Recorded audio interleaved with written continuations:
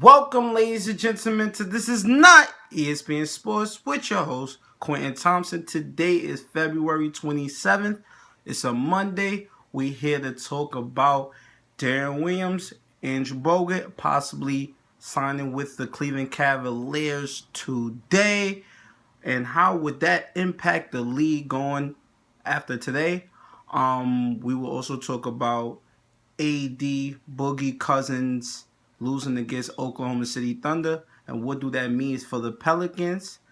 We're going to talk about the injury report with Ben Simmons, Joakim Noah, Joel Embiid, and the New York Knicks waiving Brandon Jennings this late in the season and re-signing Chasson Randall, who they released earlier this year.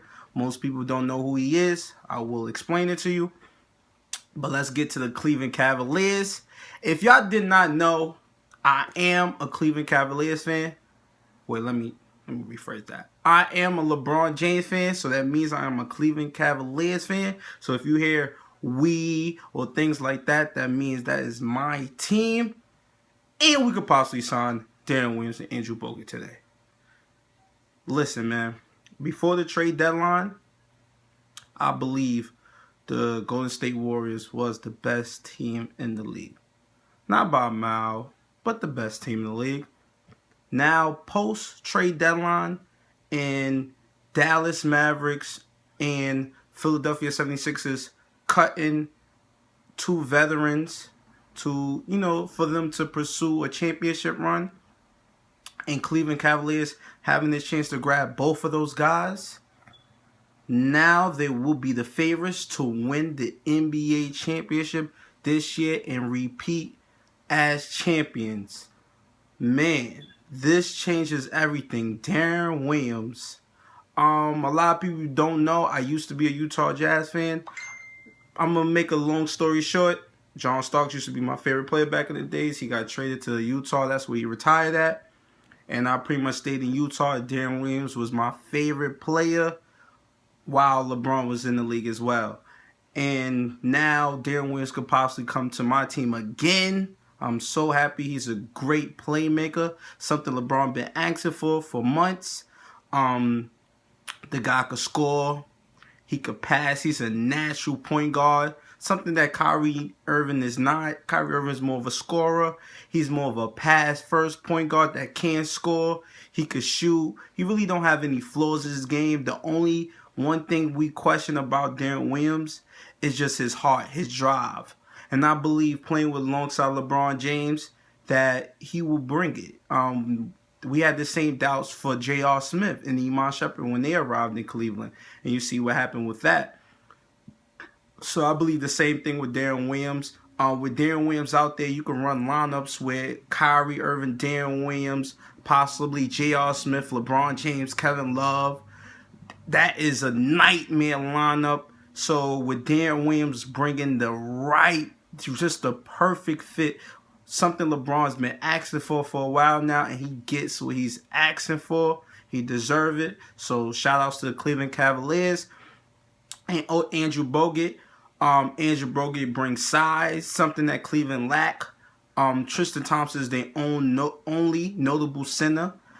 Chris Birdman, he's pretty much older, but he had a torn ACL. They traded him to free up a roster spot to bring in one of these guys. Andrew Bogut brings that grit, that griminess. He's also skilled. He's a skilled big man. He could post up. He doesn't do it much often, but he can post up. He's a great defender. He also played on the Warriors, who won the championship, and he also played on the Warriors that won 73 and 9 games last year. So he knows them. So if Cleveland Cavaliers was to see the Warriors, Cleveland is familiar with the Warriors, but he could go in depth with it because he used to play for the Warriors. That would be a great signing. I believe if they do sign both of these guys, they are my favorites, and they pretty much a lot of people's favorites to win the championship this year. But let's talk about AD and Boogie Cousins and the loss last night against the Oklahoma City Thunder. AD finished with 38.7 rebounds. Boogie Cousins finished with 31 points, 10 rebounds in 21 minutes. That's very impressive, but he did have 6 fouls, and he picked up a technical foul that's going to make him miss the next game. Russell Westbrook dropped 41, 11 rebounds, 11 assists. Another triple-double. What he's doing with this triple-double, he is destroying the meaning, the real meaning of a triple-double. The big man clears out the way, allows him to grab rebounds. At first it was cool, but now it's killing the triple-double. Before it used to have a lot, it used to mean a lot to the league because we only had Oscar Robertson, who the only player in the league to average a triple-double, and Russell Westbrook will this year. He's a great player, but he cheats the stats a lot. But let's talk about the Pelicans. AD, Boogie Cousins, they lose again. And my prediction was that they would make the 8th spot, play the Warriors in the first round. I may be wrong because I said they need shooters. They do. They also need, because you have Drew Holiday, Anthony Davis, Boogie Cousins, and you don't have a real 2-guard or small forward, it actually hurts the team because you don't have a starting 2-guard small forward. So that means your bench is even worse. They tried out Jared Jack. They trying out all these players, but they really need a legit 2-guard, a decent small forward, and they don't have it. Do I still think they will make the playoffs? I do believe so. I think with AD and Boogie Cousins, they will find a way. That type of talent just cannot make the playoffs. Like it would really hurt the league if they don't make the playoffs. I think they will find a way. I hope they find a way. They should have made another trade in the trade deadline, man. Nick Young was free out there for the Los Angeles Lakers. They only wanted a 2nd-round pick for that. I would have tried to get him. Or I would try to get some any small forward, any 2-guard that was out there. PJ Tucker could have been a good pickup for them. Just anybody. They don't have any 2-guards, man. They got Solomon Hill. They don't have a 2 or a 3, and that's what they need right now. I still think they will find a way. They will make the playoffs. They will be that 8th spot. They will give us that matchup we want to see, and that's Golden State versus the Pelicans in the first round. I'd rather see that than the Denver Nuggets and the Golden State Warriors. Please, Pelicans. Please. But let's talk about the injury report. I forgot to announce it in my headline when I was announcing the headlines, but Kyle Lowry, he had wrist surgery today. He played in the All-Star game and also the 3-point contest. In my first episode, I did joke on him because he shot his first shot in the 3-point contest, and he airballed it. But to come to find out, the wrist was a lot more serious than we thought, and he had to have surgery today. It's not major surgery. It's minor surgery that will have him out 4 to 5 weeks. But it's a big loss for the Toronto Raptors. They just acquired Serge Ibaka, PJ Tucker, 2 great additions to that team. With Kyle Lowry, they could have got some cohesion and really understand how to play with PJ Tucker and Serge Ibaka. But still, with DeMar DeRozan on a tear right now, I still think they will get that 2nd spot in the East. Boston will lose a few games, and I think Toronto will still get that 2nd spot. But it would have been a lot better if Kyle Lowry was out there playing with those guys, getting familiar with PJ Tucker and Serge Ibaka. But I still think Toronto Raptors is just in great shape. They are the second, with those deals, they are the 2nd best team in the East right now. They 4th in the season, but at the end of the day, they're the 2nd best team in the East. We're going to talk about Joel Embiid. He has to have minor surgery as well. He likely to miss the entire season, the rest of the season. He played 31 games this year.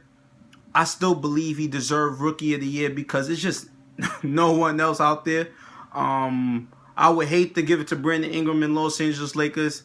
He's averaging like a 7 to 8 points. It would be the worst Rookie of the Year of all time. So I would have to give it to Joel Embiid, only playing 31 games because the impact he had in those games, and he didn't play a bunch of minutes. The impact he had was amazing, and he deserved to win Rookie of the Year, even though he played 31 games. And that's the lowest amount of games played, the lowest minutes ever for a Rookie of the Year award winner. But he still deserved to win that award. Joakim Noah is likely out for the season. I got the news earlier this morning. He got his knee scoped out as well.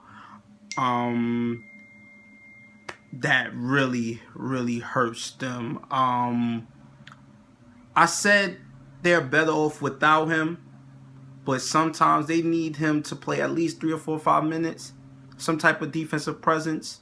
But yeah, he's done. I got reports later that they will reevaluate him in 4 to 5 weeks, but they need to send him out the whole season. They still got him 3 years left after this year, so you should just send him out, have him well rested for the next season, because this year he did not look bad this season. He did not look good this season, so have him sit out for the rest of the season, then come back. The Philadelphia 76ers took an earlier hit before Joel Embiid was announced that he having surgery, and Ben Simmons, the number 1 pick of this year's draft, I compare him to the likes of LeBron James. I thought he would have been a great player in this league. He would have had a great impact for the Philadelphia 76ers. He would definitely won Rookie of the Year this year. The guy can pass. The guy IQ is through the roof. But he won't get a chance to play this year with that broken ankle. X-ray came back that is worse than what it really is. And it really hurts the Philadelphia 76ers because you had Joel Embiid, who missed 2 years. You had Nerlens Noel that missed like a half a season. Jahlil Okafor been hurt all year, pretty much all year this year. And then Ben Simmons missing another year. They luck is just pretty bad. But with that being said, they still will have another great draft pick this year. So they could bring in another player, probably a 2 guard or a point guard. So they could probably now start to stop rebuilding and start the process and trust the process. So I hope Ben Simmons will be back next year strong and healthy and everything, because he's a great talent that we have to see play. Man, the dude is very talented. He could run the court. He could pass like LeBron James. I'm serious. And I don't care compare anybody. I don't care what type of skill to LeBron. But he can pass as well as LeBron. He sees the court. He has that it factor to him. And I hope he's healthy for next season. But let's talk about the New York Knicks again.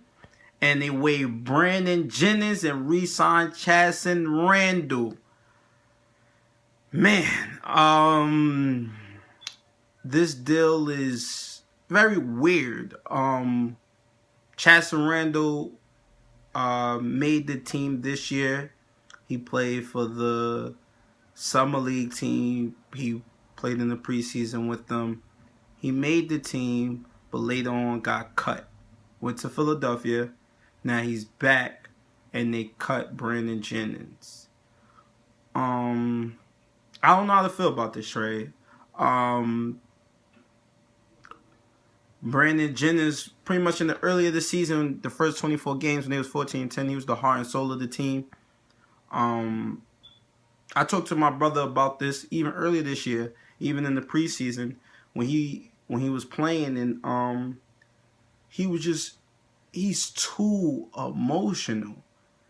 And when you're that emotional as a player, and you're playing on the New York Knicks, where the season may go up and down, and if you can't control your emotions, then you will go as the team go.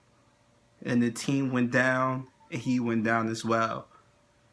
and he started to hurt the team. At first, he used to ignite the team, ignite the fast breaks. He was pretty much their point guard when Derrick Rose went to the bench. He was pretty much the playmaker. He did pretty much everything besides score at the time when he was winning. When they started losing, they asked him to shoot more. Once he started shooting, he really couldn't pass the way he was doing earlier in the season. And that pretty much hurt the Knicks this year. The deal to me is it really doesn't make sense, man. I just don't get why you cut him now. Could let him finish the season.